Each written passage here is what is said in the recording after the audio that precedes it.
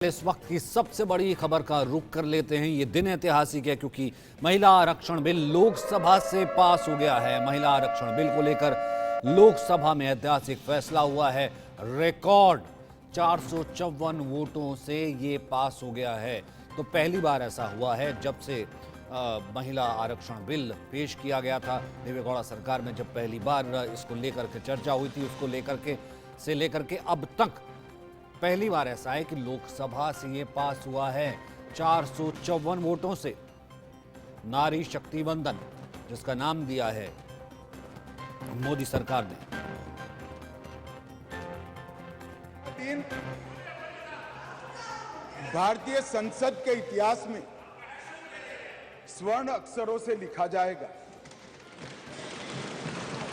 कल गणेश चतुर्थी थी, कल संवत्सरी थी, कल नए सदन का पहली बार कार्य का श्री गणेश हुआ और कल ही के दिन वर्षों से जो लंबित था वो महिलाओं को आरक्षण अधिकार देने का बिल इस सदन में पेश हुआ। माननीय अध्यक्ष जी, आपके माध्यम से मैं इस सदन के नेता और देश के प्रधानमंत्री श्रीमान नरेंद्र मोदी जी को हृदय से साधुवाद देना चाहता हूं कि 140 करोड़ की आबादी में 50% जिसका हिस्सा है वो मातृशक्ति को सच अर्थ में सम्मानित करने का काम माननीय प्रधानमंत्री जी ने किया।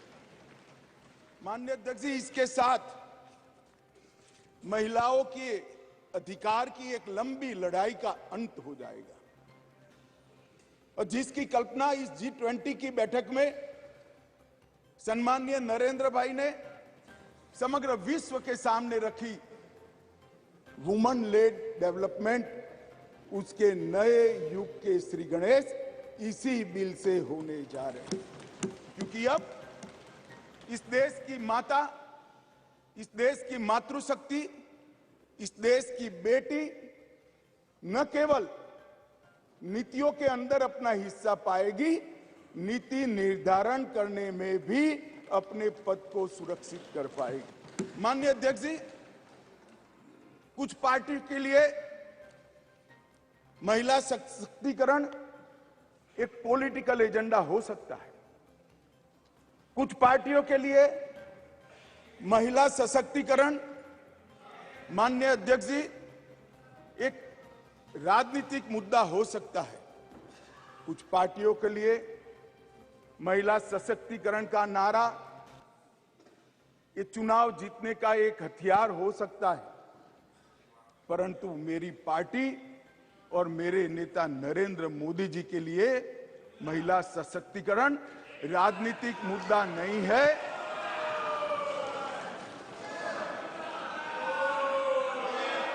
फिर से सुनिए, मेरी पार्टी और मेरे नेता नरेंद्र मोदी जी के लिए महिला सशक्तिकरण राजनीतिक मुद्दा नहीं, मान्यता का सवाल है, मान्यता का सवाल। माननीय अध्यक्ष जी, मोदी जी जब मुख्यमंत्री थे, ढेर सारे लोगों को मुख्यमंत्री रहते हुए ढेर सारी भेंटें मिलती हैं।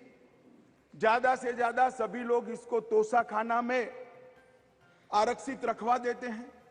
मोदी जी ने उस वक्त निर्णय किया था और सार्वजनिक घोषणा भी की थी कि जितनी भी भेंट आएगी उसका ऑक्शन होगा और वो बच्चियों की पढ़ाई लिखाई के लिए खर्च किया जाएगा। यही मोदी जी थे जब गुजरात के मुख्यमंत्री थे, तब बेटी बचाओ बेटी पढ़ाओ का नारा देश भर में दिया और गुजरात में उनके प्रयासों से जन जागृति के माध्यम से कोई कानून के बगैर लिंग अनुपात के अंदर बहुत बड़ा परिवर्तन कर लाखों बेटियों को पृथ्वी पर आने का अधिकार इस नरेंद्र मोदी जी ने। आज मैं कहना चाहता हूं माननीय अध्यक्ष जी, जिस दिन मोदी जी इस देश के प्रधानमंत्री बने, इस देश के 70 करोड़ लोग ऐसे थे जिनके घर में बैंक अकाउंट नहीं था। मोदी जी ने जनधन योजना चालू करी, बैंक अकाउंट खोलने का अभियान चालू किया, 52 करोड़ बैंक अकाउंट खोले गए और 52 करोड़ बैंक अकाउंट में से 70% बैंक अकाउंट माताओं के नाम से खोले गए। माननीय अध्यक्ष जी, माताओं के नाम से आज महिला सशक्तिकरण हुआ।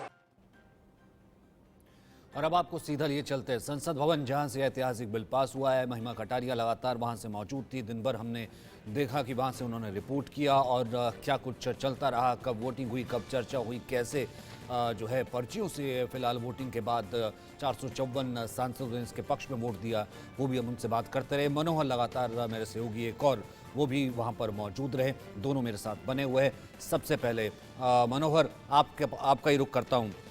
एक तरीके से ऐतिहासिक दिन, जैसा कि अमित शाह कह रहे थे, एक तरीके से एक बहुत बड़ा दिन, और बहुत कम ऐसा होता है जब किसी बिल को कानून बनता देख करके पक्ष और विपक्ष एक साथ एकजुट होता है उसकी वोटिंग में। यह अलग बात है, उसकी टेक्निकलिटीज़ हैं, उसकी फिर अपनी जो है राजनीतिक सुख सुविधाएं हैं जातिगत तरीके से, वो एक अलग चीज़ है। लेकिन कांग्रेस और बीजेपी एक बिल के लिए वोट एक साथ करती आ रही हैं, 454 के लिए। ये एक आज का दिन बहुत बड़ा मास्टर स्ट्रोक था। देखिए, बिल्कुल आपने सही कहा कि जिस प्रकार से आज पक्ष और विपक्ष एक साथ एक सुर में वोटिंग किया है और ऐतिहासिक पल है। जिस प्रकार से प्रधानमंत्री नरेंद्र मोदी ने भी सभी दलों से अपील की, केंद्रीय गृह मंत्री अमित शाह ने भी कहा कि आप जो है इसके पक्ष में वोट करें, क्योंकि जो मामला आप देखिए 27 सालों से लटक रहा था और प्रधानमंत्री नरेंद्र मोदी लगातार कहते आए हैं कई मंचों से कि हम लटकना, भटकना, अटकना ये सब हम छोड़ चुके हैं। आज अर्जुन राम मेघवाल ने भी कहा कि हमारे प्रधानमंत्री के नेतृत्व में नियत और नियति दोनों साफ है और जिसका नतीजा है कि 2/3 वोट से नए संसद में ये बिल जो है सो पारित हो गया। अभी चर्चा चल रही है कि अगर संशोधन जिन चीज़ों में जिन सांसदों ने बोला है उनमें फिर बात हो रही है, क्या उन संशोधन की जरूरत है या नहीं है।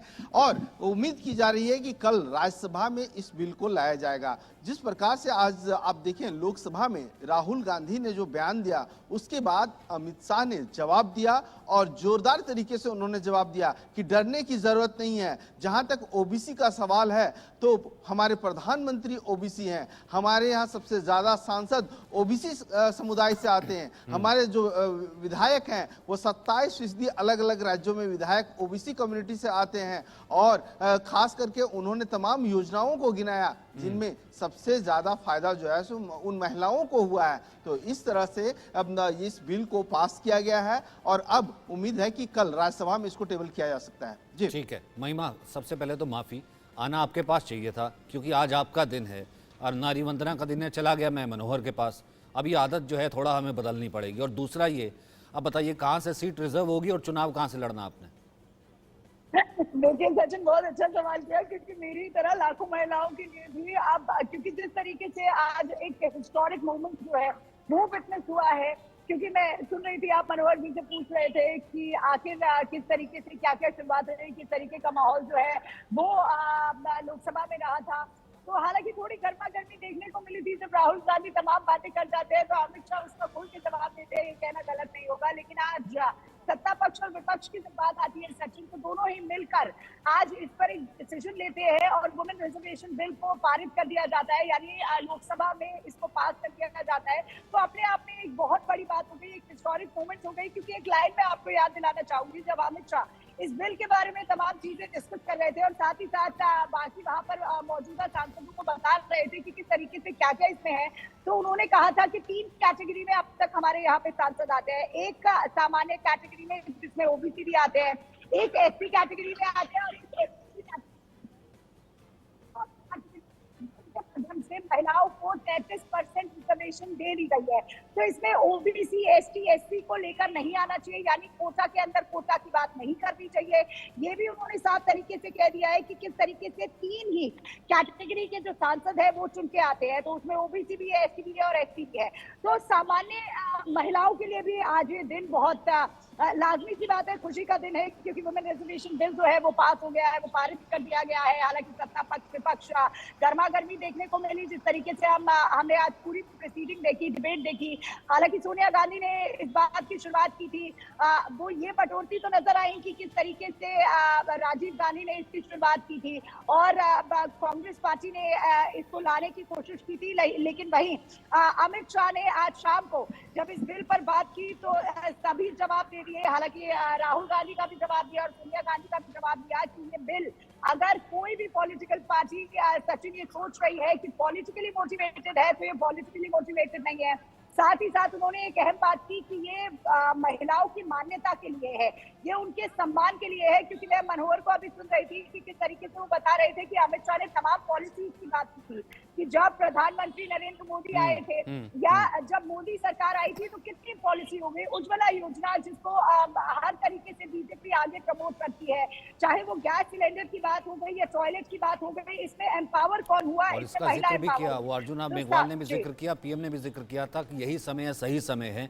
इस कारण से जो है फिलहाल इस बिल को लाया गया। एक शुरुआत तो कम से कम हुई है, एक अच्छी शुरुआत तो हुई है, एक शुरुआत तो कीजिए। हालांकि सोनिया गांधी ने अपने भाषण में कहा कि तुरंत लागू कीजिए, लेकिन मुझे लगता है कि अमित शाह ने बहुत अच्छे तरीके से, बहुत बढ़िया तरीके से जो भी कोई ऑब्जेक्शन या किस तरीके की बात या राजनीति का या कोटा विद इन कोटा या फिर कोई धर्म को लेकर के कई सांसदों ने ये बात कर दी थी कि नहीं, इसके अंदर जो है धर्म को लेकर के भी, चूंकि हालांकि संविधान में भी धर्म को लेकर के कोई आरक्षण नहीं है, इस तरीके की बातें भी कर दी थी। तो अमित शाह ने तमाम जो ऑब्जेक्शन थे उसको लेकर के साफ कर दिया और कह दिया जनगणना और उसके बाद जो परिसीमन होगा, परिसीमन का आंकड़ा सबसे शेयर किया जाएगा, बताया जाएगा और उसके बाद ही कहीं ना कहीं ये आरक्षण लागू होगा।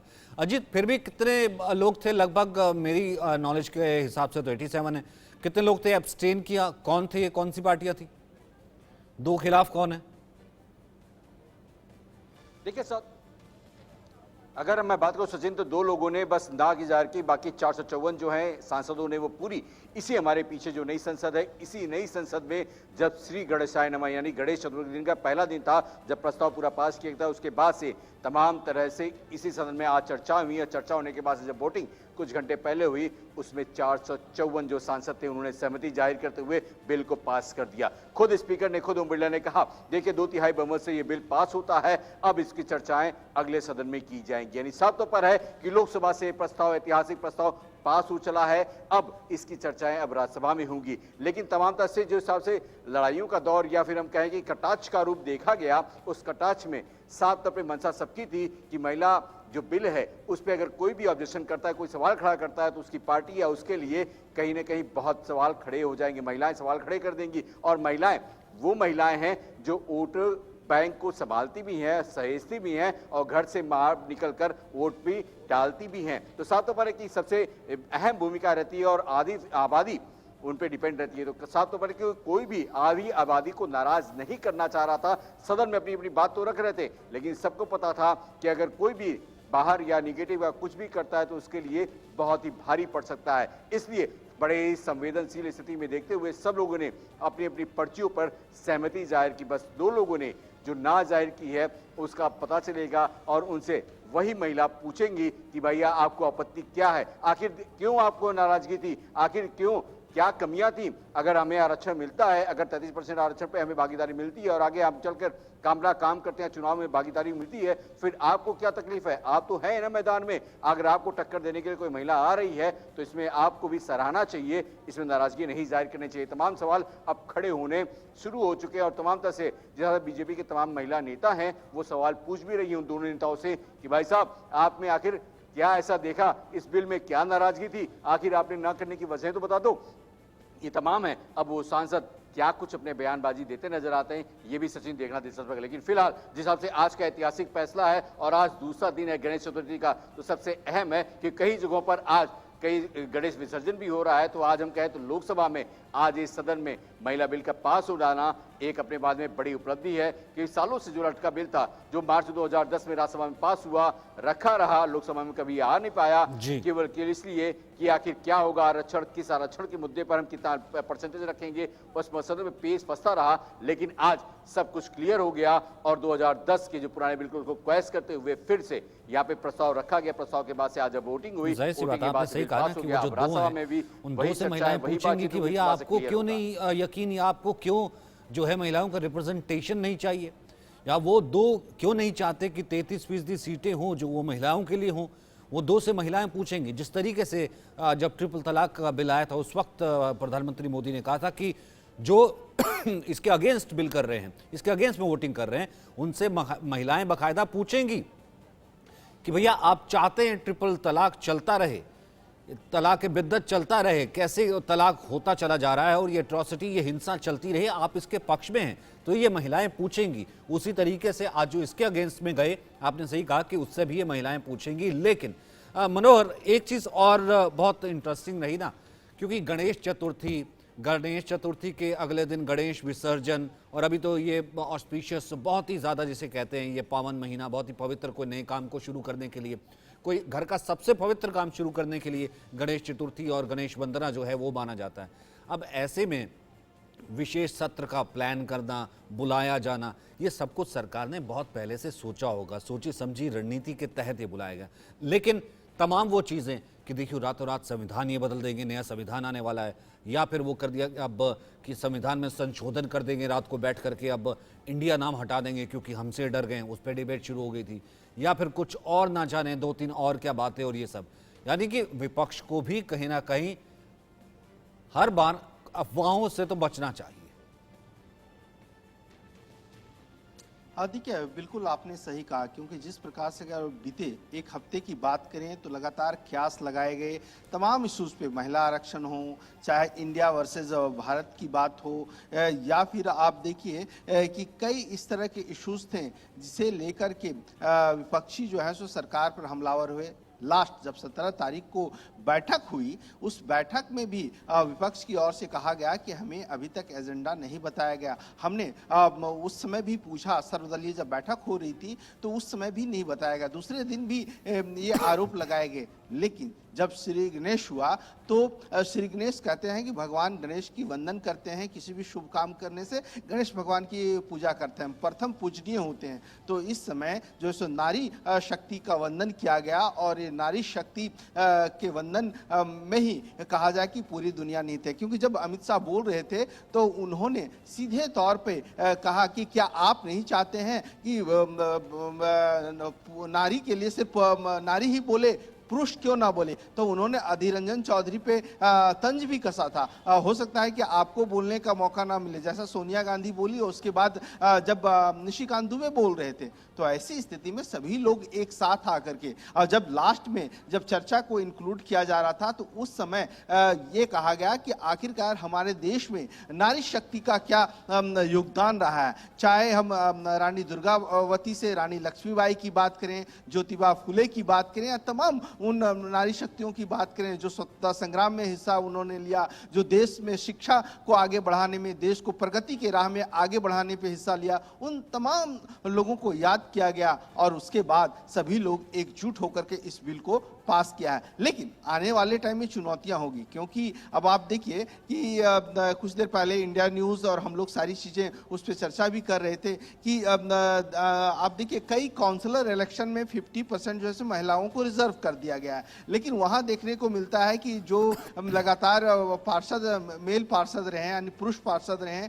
वो अपनी महिलाओं को ही टिकट पाने में कामयाब हो जाते हैं, और पीछे जो कार्यकर्ता पिछली लाइन में होती है वो आखिरी पंक्ति में रहती हैं, वो आगे तक नहीं पहुंच पाती। तो इस तरह की चीजों से भी बचना पड़ेगा। और अमित शाह ने क्लियर कर दिया है कि कॉन्स्टिट्यूशन का जो राइट्स है, उस राइट और संविधान के अनुसार से सरकार काम करेगी। सबसे पहले जनसंख्या को लेकर के जो जनगणना होना है, जनगणना, और जो डिलिमिटेशन का काम है वो परिसीमन आयोग करेगा। जी, जाहिर सी बात है, एक रबर स्टैम्प की तरह यूज़ कर दिया जाता है। महिमा, आप तो बहुत अच्छे से जानती है, बीइंग अ फीमेल, किस तरीके से जो है वो सरपंच महिला को बना दिया जाता है, और पुरुष जो है वो ऑफिस में जाता है, वो काम करता है, रबर स्टैंप उस महिला की होती है। तमाम हमने इसके ऊपर सीरीज़ भी देखी हैं, से लेकर के कब जब चुनाव लड़ना होता है, लालू गए थे जब जेल तो राबड़ी देवी को बना गए थे मुख्यमंत्री, इस तरीके के तमाम एग्जाम्पल जो है सामने आते हैं। वो इस बिल को लेकर के भी कहा जा रहा है कि साहब ऐसा ना हो कि एमपी साहब जो है अपनी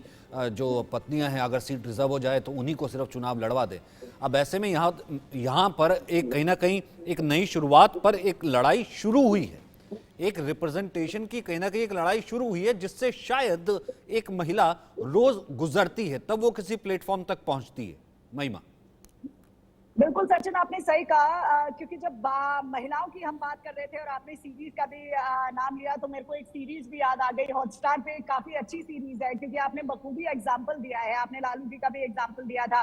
तो रबर स्टैम्प की तरह लाजमी सी बात है यूज कर देती है, लेकिन जब बात आती है प्रधानमंत्री नरेंद्र मोदी की तो उनके वादों पर भी हमको थोड़ा ध्यान देना चाहिए, क्योंकि हमेशा प्रधानमंत्री नरेंद्र मोदी ने ये कहा है कि परिवारवाद को खत्म करने का टाइम आ गया है, करप्शन को खत्म करने का टाइम आ गया है। तो अब इस 33%, क्योंकि श्री गणेश चतुर्थी के दिन इस बिल को लाया गया है। मैं सुन रही थी किस तरीके से मनोहर जी भी कह रहे थे कि काफी कयास लगाए जा रहे थे कि किन चीजों पर आखिर जो डिस्कशन है वो होगा।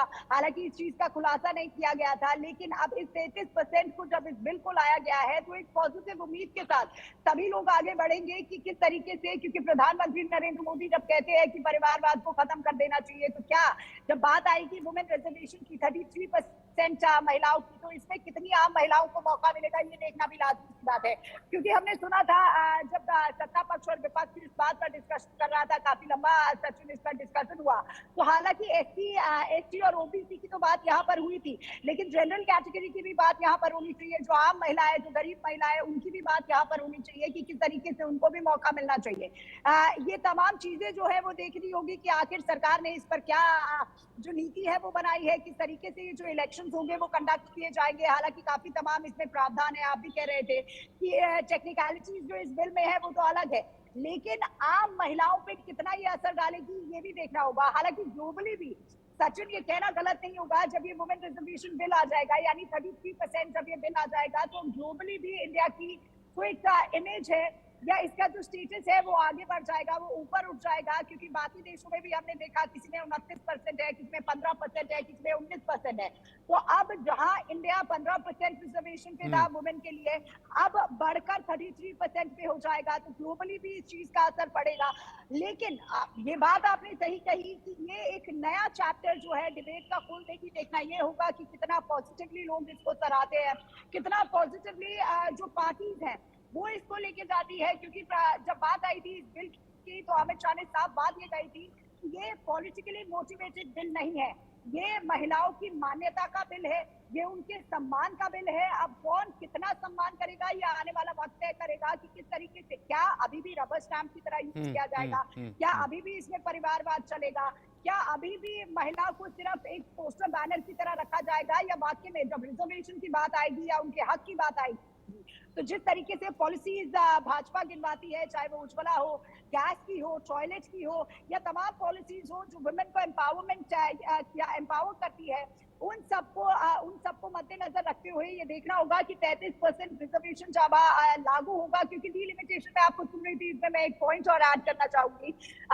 लगातार हमने डिबेट सुनी थी और दर्शकों को भी बताना बहुत जरूरी है कि सभी लोग बोल रहे थे कि अभी क्यों नहीं लागू हो रहा है, तुरंत ही इसको लागू कर देना चाहिए। तो अमित शाह ने बहुत सटीक तरीके से इसको समझाया था कि आखिर इसको लागू कौन करेगा। डिलिमिटेशन में कई मेंबर्स होते हैं, वो मेंबर्स इलेक्शन को डिसाइड करते हैं और वही लोग डिसाइड करेंगे कि आखिर क्या किस तरीके से सेंसस होगा, क्या इलेक्शन का पूरा अब मैं इसी पॉइंट पे आ रहा था कि किस तरीके से लागू होगा, क्योंकि बहुत से लोग, कल प्रेस कॉन्फ्रेंस हो गई थी तमाम पार्टीज की, आज हम जो है वोटिंग में समर्थन करेंगे, हम तो महिला के इस बिल के समर्थन में हैं, लेकिन ये महिला बेवकूफ़ बनाओ बिल है या फिर राजनीति बिल है, ये तो 2029 में आएगा, 2029 तक कैसे। अब उनको ये पता होना चाहिए कि भैया कम से कम बिल तो किसी ने पास करवाया, बिल तो लेकर के आए तभी पास हुआ है। अगर बिल तो पहले से लटक रहा है, अगर पहले से पास हुआ होता फिर उसके बाद जनगणना डिलिमिटेशन हो जाता और ये बिल आरक्षण है जो पहले से मिल जाता। लेकिन ठीक है, अब यहां पर बिल पास हुआ है, अब यहां पर देखना होगा। आज अमित शाह ने बहुत अच्छे तरीके से समझाया। एक बार फिर से मुझे थोड़ा सा ना आंकड़ा बता दीजिए मनोहर, 454 पक्ष में थे, 2 अगेंस्ट है, और जहां तक मेरी नॉलेज कहती है, जो मैं गेन कर पाया, पढ़ पाया, 87 एब्सेंट थे। देखिए बिल्कुल लेकिन जो परसेंट थे उनमें से 454 ने पक्ष में वोट किया और 2 अब्सेंट रहे। तो ऐसी स्थिति में कहा जाए कि वो आंकड़ा जो अब्सेंट थे, अब्सेंट में अब देखना पड़ेगा कि कौन कौन से लोग उपस्थित नहीं थे। जब डेटा ओम बिरला की ओर से जारी किया जाएगा कि कौन कौन से अब्सेंट नहीं थे, उसकी जब अधिकारी लिस्ट आ जाएगी तो फिर देखना होगा कि शिवसेना उद्धव गुट के नहीं थे या किसी और पार्टी के नहीं थे या सीपीआई-एम के नहीं थे, कौन कौन से अब्सेंट नहीं थे, ये सब चीजें देखने वाली बात होगी। लेकिन सबसे बड़ी बात और अच्छी बात यह है कि श्री गणेश हो चुका है और प्रधानमंत्री ने भी कह दिया था कि सभी लोग सहयोग करें, ये अच्छा दिन है, सही समय है और यही समय है। यही समय में ये सही समय हो गया और ये वंदन बिल जो है सो पास हो गया। जी अजीत, बहुत बखूबी और बहुत अच्छे तरीके से एक एक पॉइंट, क्योंकि आपसे पहले हो रहा था कि नहीं राजनीति सिर्फ कि आप तो इसमें मुस्लिम को भी आरक्षण दे दीजिए, किसी ने कहा नहीं ओबीसी को ऐसे आरक्षण दे दीजिए, अभी लागू कर दीजिए, सोनिया जी कह रही थी, तमाम चीज़ें थी, लेकिन इसको करने का एक तरीका है। किस तरीके से लागू होगा, क्या स्टेप्स रहेंगे, क्या अमित शाह ने वो समझाए, ये जरा बताइए। देखिए सचिन, साफ तौर पर है कि देखिए लोकसभा में पास हो गया, लोकसभा के बाद से अब राज्यसभा में होगा, राज्यसभा में पास होगा, लेकिन अब जब इम्प्लीमेंटेशन का होगा तो कहीं ना कहीं डिलिमिटेशन जो तमाम तरह से जो लोकसभा सीटें हैं उनका डिवीजन होगा, उसके बाद से विधानसभाओं का होगा, उसके बाद से जब जनगणना होगी उस जनगणना के बाद से तय हो जाएगा कि आखिर कितने परसेंट में कितनी महिलाएं, कितने पुरुष और कितने बच्चे यहाँ पे हैं। यानी वोटिंग जो होगी, वोटिंग राइट यानी 18 साल से ऊपर वाले कितने लोग हैं, वो सभी लोग की जब जनगणना हो जाएगी, अपने पास जब डाटा मौजूद होगा, उसके बाद से उस डाटा के आधार पर हर स्टेट में अलग अलग तरीके से हर लोकसभा सीटों को दायरे में देखते हुए उसका विभाजन करने वास्ते फिर वहां पे तय होगा कि हाँ ये सीट महिला की होगी और आने वाले समय में ये सीट पुरुष की होगी। यानी हर तरफ से जो 33% का जो आंकड़ा है वो आंकड़ा उसी समय होगा जब तमाम तरह से जनगणनाएं सबके सामने होंगी और जनगणना का जब आंकड़ा सबके सामने होगा तो ये पता चल जाएगा कि हाँ किस लोकसभा में कितनी परसेंट पे महिलाएं मौजूद हैं और कितनी परसेंट पे महिलाएं अभी यहाँ पे कम है। तो तमाम आंकड़ों को देखते हुए सरकार उसके बाद से आयोजन चालू करेगी, उसके बाद से ये इंप्लीमेंट हो जाएगा। यानी साफ तौर पर है कि जिस हिसाब से मनीष तिवारी कह रहे थे कि ये समय लगेगा और 2029 से जाएगा, तो ये शायद कहना अब पूर्णविराम लगा दिया अमित शाह ने कह के कि देखिए ये काम तेजी से होना है और इसमें अब देरी नहीं होनी है। तो साफ तौर पर है कि चुनाव के बाद, लोकसभा चुनाव के बाद से ही अब कहीं ना कहीं डिलिमिटेशन का काम और कहीं ना कहीं सेंसस का काम जब शुरू होगा उसके बाद से तमाम ये चीजें सबके सामने होंगी और डिसाइड हो जाएगा कि दिल्ली में जब 7 सीटें हैं तो 7 से क्या 10 सीटें होती हैं, 10 सीटों में कौन कौन सी सीट महिलाओं के पास जाती हैं, या उत्तर प्रदेश में जो 80 सीटें हैं 80 में से 120 सीटें होती हैं, 100 सीटें होती हैं, उनमें से किन किन को महिलाओं के पास जाती हैं। ऐसे ही मध्य प्रदेश हुआ, छत्तीसगढ़ हुआ, महाराष्ट्र हुआ, ऐसी हर जगह से, चाहे वो हरियाणा का हुआ 10 सीटें हैं, 10 से क्या वहां पे 12 या 15 सीटें होती हैं, कौन कौन सी महिलाएं पास जाती हैं, ये देखना दिलचस्प होगा। लेकिन इन सबके लिए पास सरकारी आंकड़े और सरकारी डाटा यानी सेंसस का होना बहुत जरूरी है, जिसके लिए सरकार पहले से ही सजग है और इसके लिए तैयारियां हो चुकी हैं। बस एक लोकसभा चुनाव की देरी है। लोकसभा चुनाव जैसे ही संपन्न होता है उसके बाद से सरकार इस पे काम करना शुरू कर देगा और सेंसेक्स और तमाम तरह से जो डिलिमिटेशन का काम खत्म होगा उसके बाद से ये तय हो जाएगा कि हाँ कहां पे कितनी परसेंट पे महिलाओं को रखा जाएगा। कि आप यूं देखिए, भले वो तमाम जातियों को लेकर के, ओबीसीज को लेकर के, एसटी को लेकर के, एससी को लेकर के जहाँ जातियाँ नहीं हैं वहाँ पर जनगणना और उसके बाद डिलिमिटेशन के बाद एक कंसेंसस बना लेना कि ओबीसी का रिप्रेजेंटेशन आ रहा है कि नहीं, महिलाओं का रिप्रेजेंटेशन इसमें किस तरह से है, फिर धर्म का भी एंगल आना इतना आसान नहीं रहने वाला है। हालांकि यहाँ पर अमित शाह ने कहा कि जितनी जल्दी हो सके हम कम से कम लाए और इसे पास करवाया, जितनी जल्दी हो सके यही सरकार ही इसे जो है लागू करवाने का काम भी करेगी। जल्दी चुनावों के बाद जो है जनगणना का काम भी वो इसे शुरू करेगी। उसके बाद किस तरीके से रिएक्शंस आए, आज क्या कुछ चर्चा हुई, कुछ रिएक्शंस, कुछ पॉलिटिकल रिएक्शन सुनते हैं। Of the OBC community in these institutions, मतलब हमारे जो इंस्टीट्यूशंस हैं उनमें ओबीसी की भागीदारी कितनी है, यह सवाल मैं पूछ रहा था। और मैंने अलग अलग इंस्टीट्यूशंस में थोड़ा रिसर्च किया। जो सेंट्रल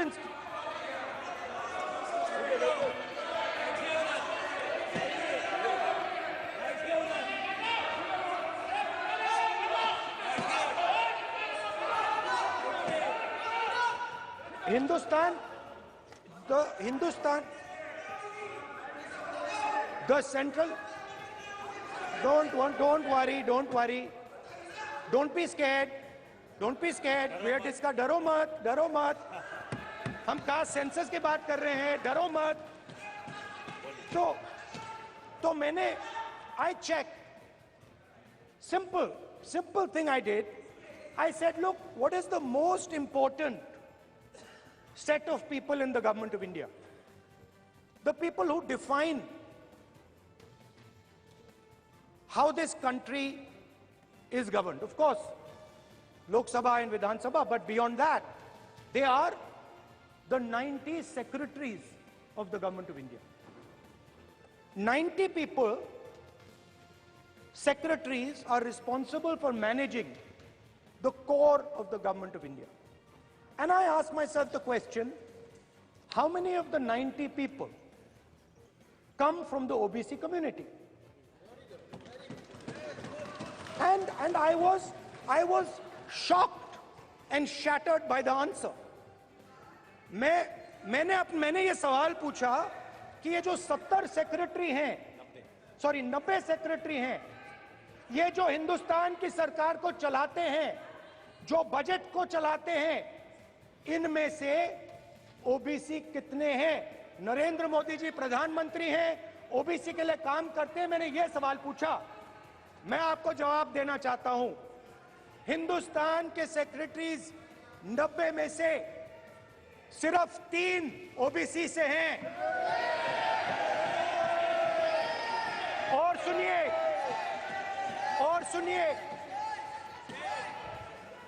सुनिए, नहीं घबराइए मत, डरो मत.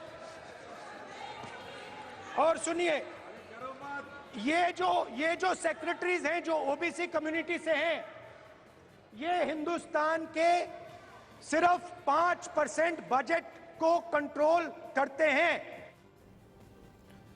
हमारे साथ लगातार हमारे तमाम संवाददाता बने हुए हैं, मनोहर केसरी बने हुए हैं, महिमा बनी हुई हैं, साथ ही साथ अजीत हैं और इस वक्त रश्मि आशीष सिंह हमारे साथ जुड़ गई हैं जो कि कांग्रेस की विधायक हैं. रश्मि जी, सबसे पहले तो मुबारकबाद. आज आपका दिन है, नारी शक्ति का दिन है, इसलिए कांग्रेचुलेशन से शुरुआत करता हूं.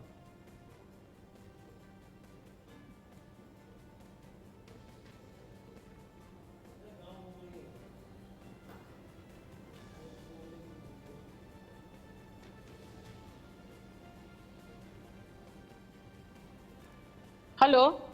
बोलिए रश्मि जी. जी नमस्कार जी. नमस्कार जी.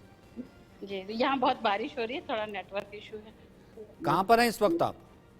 जी मैं तखतपुर छत्तीसगढ़ में हूँ. अच्छा, मैंने कहा मुबारक हो बहुत बहुत. जी थैंक यू. तो मतलब देखिए, छत्तीसगढ़ में हैं आप, महिलाएं कहाँ से आती हैं, संघर्ष करती हैं, आप भी विधायक बनी, आपकी अपनी कहानी रही होगी, मैं आऊँगा उस पर. लेकिन अब संसद तक जो है 33% पहुँचेंगी, तो ये संघर्ष अभी शुरू हुआ है या एक तरीके से एक अच्छे दिन की शुरुआत हुई, अभी संघर्ष करना और बाकी है? अच्छे दिन की शुरुआत राजीव जी जब थे तभी शुरू हो चुका था. मैं बताना चाहूंगी कि नगर पालिका और पंचायतों में जो आरक्षण राजीव जी ने दिया था, उस आरक्षण की वजह से 1994 में मैं पार्षद बनी थी और बाद में मनमोहन सिंह जी ने राज्यसभा में इस बिल को रखा था और वो पास हो चुका था. तो कांग्रेस पार्टी जो चाहती थी और लोकसभा में उस समय जो गतिरोध हुआ था वो दूर हुआ. छत्तीसगढ़ में वर्तमान में 17.77% महिलाओं का बिना रिजर्वेशन के हम लोग हैं. 90 में से हम 16 महिलाएं यहाँ प्रतिनिधित्व करती हैं. सामान्य सभी सीटों में पुरुषों से फाइट करके और हम लोग आए हैं. तो अब तो निश्चित तौर पे महिलाओं की संख्या दोगुनी होने जा रही है. मैं आपके चैनल के माध्यम से सभी महिलाओं को बधाई देना चाहूँगी जिनको इस बिल के भविष्य में लाभ होंगे कि महिलाएं छत्तीसगढ़ में बराबरी पाती रही हैं और आगे और अधिक पाएंगी.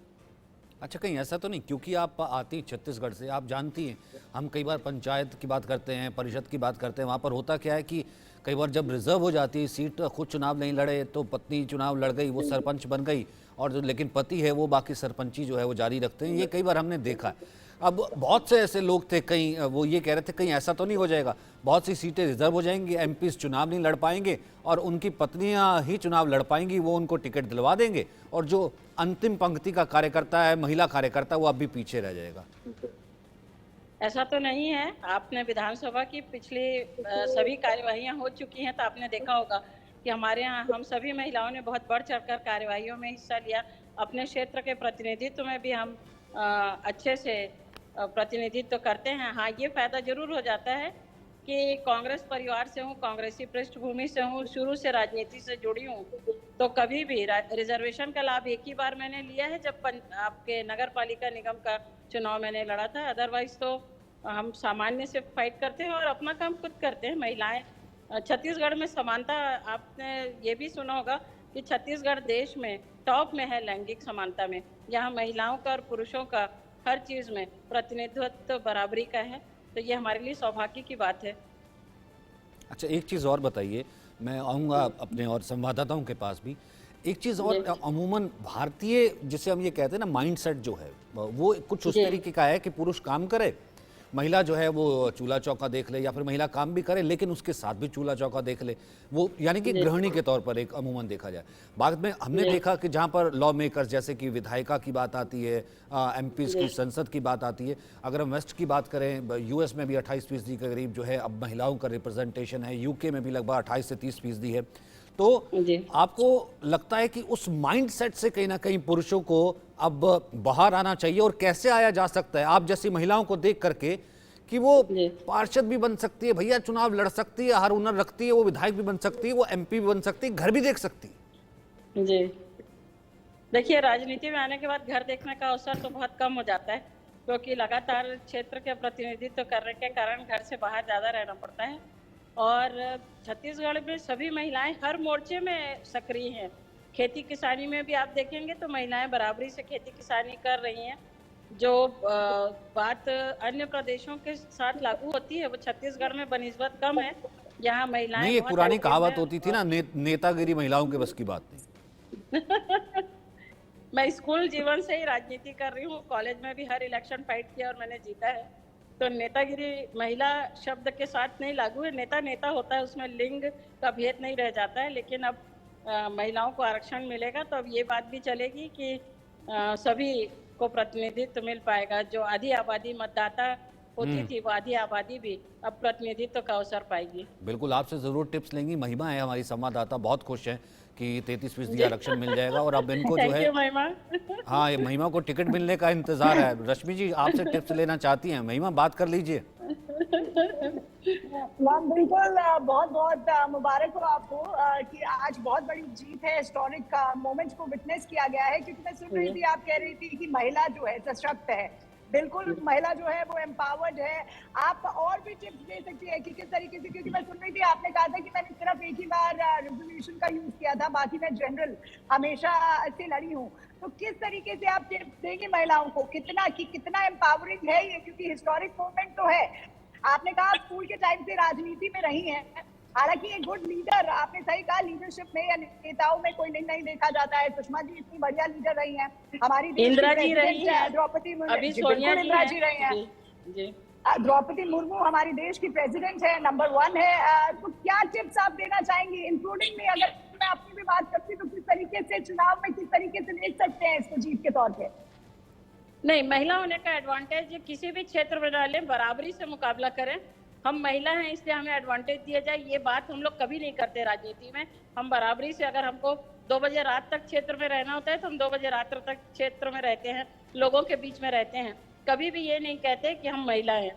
तो इस चीज को पब्लिक भी समझती है, हमारे नेता भी समझते हैं, वो भी महसूस करते हैं कि हमने इतनी महिलाओं को, कांग्रेस पार्टी ने 12 महिलाओं को टिकट दिया था 2018 के चुनाव में छत्तीसगढ़ में, और उसमें से 10 जीत करके आई थी, केवल 2 ही लूज की थी, और उसमें से एक बाई इलेक्शन में फिर आ गई थी, और बाद में 3 में से 2 और महिलाओं को दिया गया। इस तरह से हम 13 महिलाएं, कांग्रेस पार्टी की 14 महिलाओं को टिकट मिली थी, उसमें से 13 महिलाओं ने जीत करके ये साबित किया कि वो कहीं भी कमजोर नहीं है। हमारी पार्टी, हमारे लीडर्स ने भी हमको बहुत सपोर्ट किया इस बात के लिए।